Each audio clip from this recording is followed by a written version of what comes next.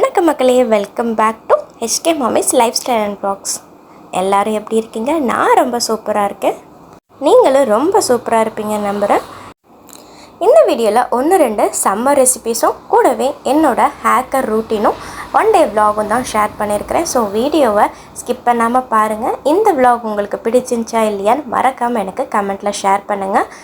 தக்காளி மலிவாக இருக்கும்போது இந்த மாதிரி தக்காளி தொக்கு செஞ்சு வச்சிட்டோம்னா நமக்கு இந்த சம்மரில் ரொம்ப ஹெல்ப்பாக இருக்குங்க. இட்லி, தோசை, சப்பாத்தி, சாதத்துக்கு அட்டகாசமான ஒரு சைட் டிஷ்ஷாக இருக்கும். மெயின் டிஷ்ஷாகவும் வச்சு சாப்பிட்றலாம். இப்போ நான் 1 கிலோ தக்காளி எடுத்துருக்கேன். நல்லா வாஷ் பண்ணி டவலில் வந்து லைட்டாக தொடச்சி எடுத்துக்கோங்க. பாதியாக கட் பண்ணிவிட்டு நம்ம இது மாதிரி மண் சட்டியில் ஆட் பண்ணிக்கலாம். தண்ணி எதுவும் ஆட் பண்ண வேண்டிய தேவையில்லை. ஒரு பெரிய லெமன் சைஸ் புளியும் இது கூட ஆட் பண்ணிக்கலாம். நீங்கள் புளி தண்ணி ஆட் பண்ணுறதை விட இந்த மாதிரி புளியை நீங்கள் ஆட் பண்ணிக்கிட்டிங்கன்னா உங்களுக்கு வந்து நிறைய நாள் கெட்டு போகாமலும் இருக்கும். ஸோ புளியும் போட்டு தக்காளியிலேருந்து தண்ணி விடுற வரை வெயிட் பண்ணலாம். அடிக்கடி நம்ம கிளறி மட்டும் விட்டுக்கிட்டால் போதும். ஸோ ஒரு 10 நிமிஷத்துக்கு அப்புறம் தக்காளியிலேருந்து நல்லா தண்ணி விட்டுருக்கும். அதுக்கு முன்னாடி நம்ம ஒரு சின்ன மசாலா வந்து அரைச்சிக்கலாம். 2 ஸ்பூன் கடுகு, 2 ஸ்பூன் வெந்தயம் எடுத்துருக்கிறேன். நீங்கள் 1 கிலோ தக்காளிக்கு சின்ன ஸ்பூனில் இந்த மாதிரி நீங்கள் எடுத்துக்கிட்டிங்கன்னா உங்களுக்கு டேஸ்ட்டும் நல்லா கொடுக்கும். ரொம்ப கசப்புத்தன்மை இருக்காது. லைட்டாக கடுகு வெடித்து வர வரைக்கும் வெயிட் பண்ணலாம். அதே மாதிரி வெந்தயமும் நல்லா சிவந்து நல்ல ஒரு அரோமா வரும். அந்த ஸ்டேஜ் வரை வெயிட் பண்ணிவிட்டு ஆற வச்சுட்டு இதை வந்து மிக்சியில் கிரைண்ட் பண்ணிக்கலாம். பாருங்கள், தக்காளியிலேருந்து எந்த அளவுக்கு தண்ணி வந்திருக்கு பாருங்கள். புளியும் நல்லா உங்களுக்கு கரைஞ்சி இந்த ஸ்டேஜில் வந்து நல்லா தண்ணி விட்டு வந்திருக்கு. கரண்டிலேயே லைட்டாக மசிச்சு கொடுத்துருங்க. சப்போஸ் உங்கள்கிட்ட ஸ்மாஷாக இருந்ததுன்னா லைட்டாக இது மாதிரியே நீங்கள் அடுப்பில் இருக்கும்போதே லைட்டாக ஸ்மாஷ் பண்ணிக்கலாங்க. இப்போ வந்து இது இருக்கட்டும். நம்ம இது கிரைண்ட் பண்ண பவுடரையும் இது கூட நம்ம வந்து ஆட் பண்ணிக்கலாம். நல்லா எண்ணெய் பிரிஞ்சு வர ஸ்டேஜ் வரை நல்லா வெயிட் பண்ணலாம். இது கூடயே நம்ம காரத்திற்காக நம்ம மிளகாய்த்தூளும் ஆட் பண்ண போகிறேன். நான் குழம்பு மிளகாய்த்தூள் தான் ஆட் பண்ணியிருக்கிறேன். 2 கரண்டி அளவுக்கு குழம்பு மிளகாய்த்தூள் ஆட் பண்ணியிருக்கிறேன். கூடவே ஒரு அரை கரண்டி அளவுக்கு நான் வந்து உப்பும் ஆட் பண்ணியிருக்கிறேன். உப்பு தேவைப்பட்டுச்சுன்னா நம்ம சாதத்துக்கு கூட ஆட் பண்ணிக்கலாம். பட் அதிகமாகிடுச்சுன்னா நமக்கு கொஞ்சம் கஷ்டமாயிடும். அதனால் கொஞ்சம் கம்மியாகவே நீங்கள் ஆட் பண்ணிக்கலாம். நான் ஒரு அரை கரண்டி போல் தான் ஆட் பண்ணியிருக்கிறேன். நல்லா மிக்ஸ் பண்ணிவிட்டு எண்ணெய் பிரிஞ்சு வர ஸ்டேஜ் வரை வெயிட் பண்ணலாம். இப்போ இதோட டேஸ்ட் இன்க்ரீஸ் பண்ணுறதுக்காக ஒரு சின்ன பீஸ் நம்ம வெல்லமும் ஆட் பண்ணிக்கலாம். அதாவது கொஞ்சம் பெரிய சைஸாக வெல்லமும் ஆட் பண்ணிக்கலாம். அப்போ வந்து டேஸ்ட் ரொம்ப சூப்பராக இருக்கும். இப்போ இதுக்கு தாளிப்புக்காக நல்லெண்ணெய் தாராளமாக ஆட் பண்ணிக்கோங்க. நெக்ஸ்ட்டு கடுகு, உளுத்தம்பருப்பு, கொஞ்சமாக ஜீரகம், பூண்டு வந்து லைட்டாக இடித்து ஆட் பண்ணிக்கோங்க. பெருங்காயத்தூள், கருவேப்பிலை போட்டு நம்ம தாளிப்பை ஊற்றிட்டோன்னா இந்த தக்காளி தொக்கு இந்த சம்மருக்கு ரொம்ப ஹெல்ப்பாக இருக்கும். சம்மரில் அடிக்கிற வெயிலில் சில நாள் கிச்சன்லேயே நிற்க முடிய மாட்டுது. அந்த டைம்லலாம் நீங்கள் இந்த மாதிரி தக்காளி தொக்கு வீட்டில் இருந்துச்சு அப்படின்னா நமக்கு ரொம்ப யூஸ்ஃபுல்லாக இருக்குங்க. ஒரு நாள் வந்து டக்குன்னு நம்ம வேலை எதுவும் செய்யாமல் இந்த தக்காளி தொக்கு வச்சு மேனேஜ் பண்ணிடலாம். அதே மாதிரி இட்லி, தோசைக்கும் ரொம்ப அருமையாக இருக்குங்க. ஸோ ட்ரை பண்ணி பார்க்கலாம். நீங்கள் வந்து தக்காளி தொக்கு செஞ்சதுக்கப்புறம் கொஞ்சமாக வெல்லம் அல்லது நாட்டு சர்க்கரை ஆட் பண்ணிக்கோங்க. ரொம்ப அருமையாக இருக்கும். நல்லா ஆறுனதுக்கப்புறம் பாட்டிலில் ஸ்டோர் பண்ணி வச்சுட்டோம்னா ரொம்ப யூஸ்ஃபுல்லாக இருக்குங்க. அதே மாதிரி இந்த தாளிப்பு வடகமும் நம்ம 1 இயருக்கு வந்து ரொம்ப யூஸ்ஃபுல்லாக இருக்கும். ஸோ நிறைய பேர் வந்து இது எதுக்கு யூஸ் பண்ணுறோன்னு சொல்லிட்டு தெரியாமல் இருக்கலாம்.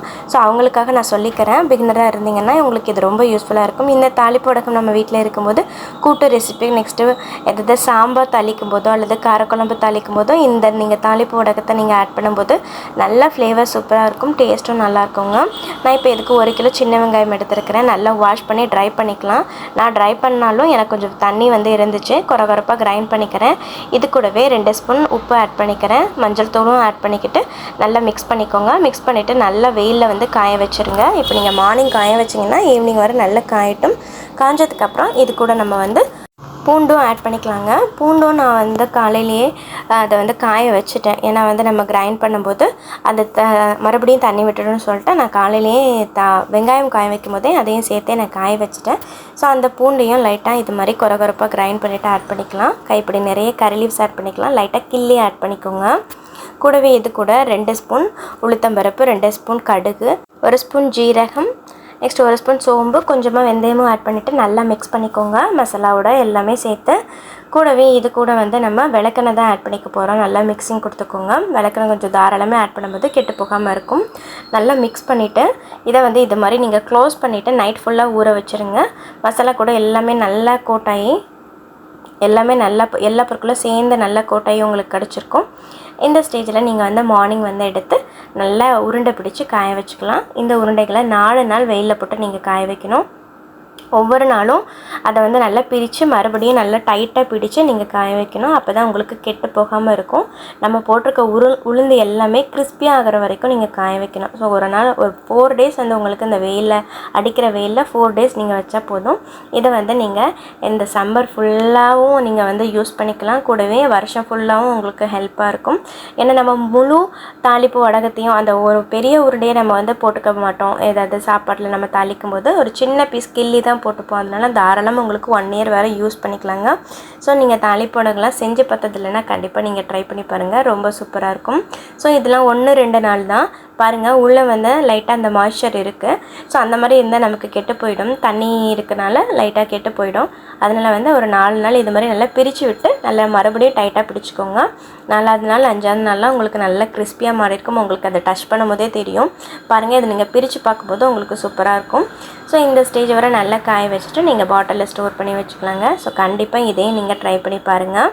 நெக்ஸ்ட்டாக நம்ம வந்து பார்க்க போகிறது ஒரு சூப்பரான ஹேர் பேக் பவுடர் தான் வீட்டிலேயே செய்ய போகிறோம். இந்த ஹேர் பேக் பவுடர் நீங்கள் செய்யும்போது நீங்கள் ஒர்க்கிங் விமனாக இருக்கட்டும், ஹவுஸ் ஒய்ஃபாக இருக்கட்டும், ஏதாவது உங்களுக்கு இன்றைக்கி என்ன ஹேர் பேக் போடலாம், நாளைக்கு என்ன ஹேர் பேக் போடணும் கன்ஃபியூஷனே தேவையில்லை. இந்த ஹேர் பேக் வந்து ரொம்ப யூஸ் ஆகும். ஹேர் ஃபாலை கண்டிப்பாக கண்ட்ரோல் பண்ணும்.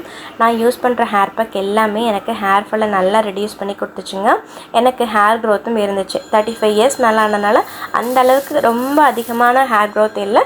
பட் எனக்கு ஹேர் ஃபாலை கண்ட்ரோல் பண்ணி கொடுத்தது நியூ ஹேருக்கெல்லாம் வளர்கிறதுக்கு ஹெல்ப்பாக இருந்துச்சு.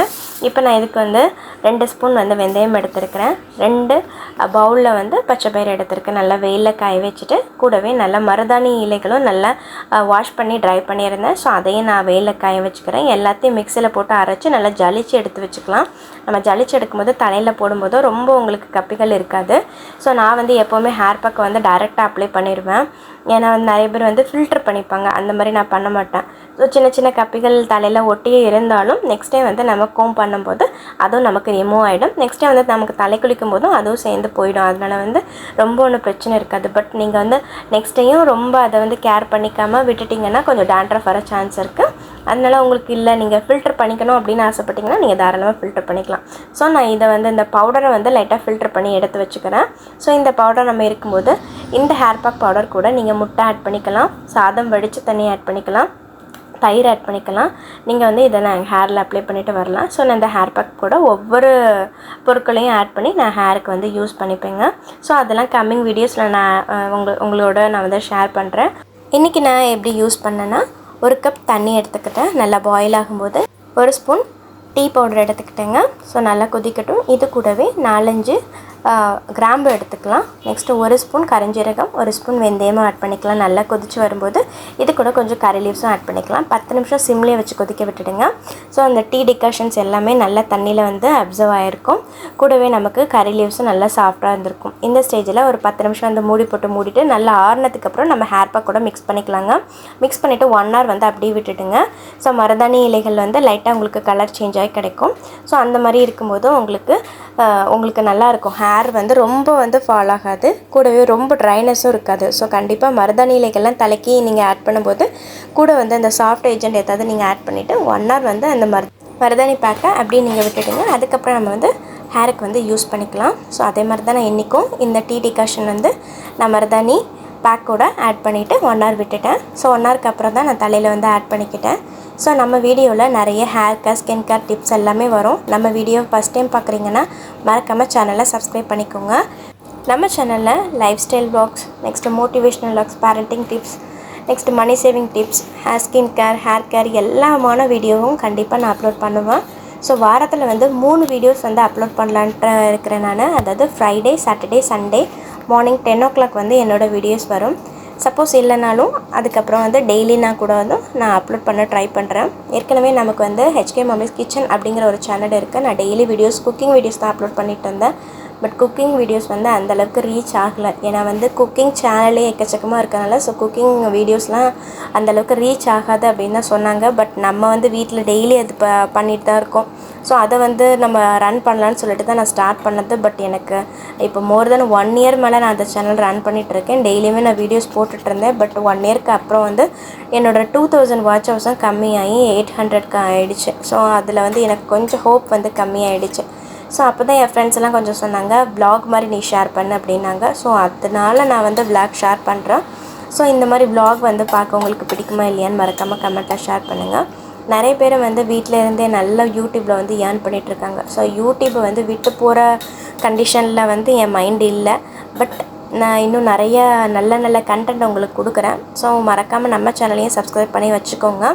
ஸோ யூடியூப் சேனல் ஸ்டார்ட் பண்ணணும்னு நினச்சிங்கன்னா மறக்காமல் நீங்கள் வந்து நான் சொல்கிறேன் இந்த டிப்பை வந்து ஃபாலோ பண்ணுங்கள். யூடியூப் சேனல் ஸ்டார்ட் பண்ணும்போது ஃபஸ்ட்டு நம்ம செய்கிற மிஸ்டேக் என்னென்னா, ஃபஸ்ட்டு நம்ம ஃப்ரெண்ட்ஸ் அண்ட் ஃபேமிலிக்கு ஷேர் பண்ணி சப்ஸ்கிரைப் பண்ண சொல்லுவோம். அந்த தப்பை மட்டும் கண்டிப்பாக பண்ணிடாதீங்க. சப்போஸ் நீங்கள் வந்து யூடியூப் சேனல் ஸ்டார்ட் பண்ணுறீங்கன்னா மறக்காமல் எனக்கு கமெண்ட்டில் ஷேர் பண்ணுங்கள். நான் கம்மிங் vlogலேயும் நிறைய டிப்ஸ் வந்து உங்களோட அதுக்கும் நான் ஷேர் பண்ணுறேங்க.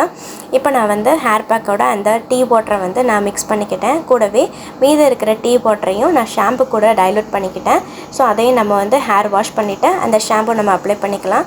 ஸோ நமக்கு ஹேர் ஃபாலும் அதிகமாக இருக்காது. இந்த ஹேர் பேக்கே நான் வந்து 1 hour வந்து அப்ளை பண்ணிவிட்டு 1 hourக்கு அப்புறம் வந்து ஹேர் வாஷ் பண்ணிப்பேன். நீங்கள் எப்போவுமே ஹேர் பேக் போடும்போது தலையில் நல்லா ஆயில் இருக்கிற மாதிரி நீங்கள் பார்த்துக்கோங்க. அப்போ தான் உங்களுக்கு ஹேர் ரொம்ப ட்ரை ஆகாதுங்க. இப்போ ஹேரும் நல்லா வாஷ் பண்ணிவிட்டு வந்துட்டேன்.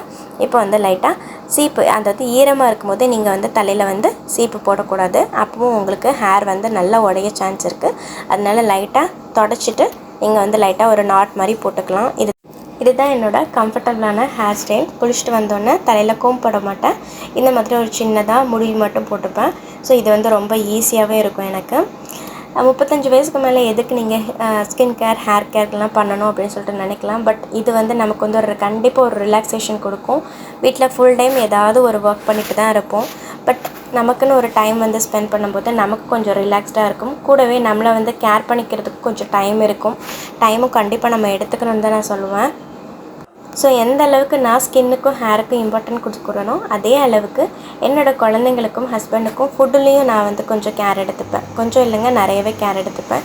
ஏன்னா கொரோனா பீரியடில் நாங்கள் எல்லாமே ரொம்ப பாதிக்கப்பட்டோம். ஸோ அதுக்கப்புறம் தான் கொஞ்சம் வந்து ஃபுட்லேயே கேர் பண்ணிக்கிட்டேன். நான் குடிச்சிட்டு வந்ததும் ஏதாவது சூடாக குடிக்கிறது எனக்கு பிடிக்கும். ஸோ நான் வந்து கொஞ்சம் பிளாக் டீ எடுத்துட்டேன். பாப்பாக்கும் பால் போட்டு கொடுத்துட்டேன்.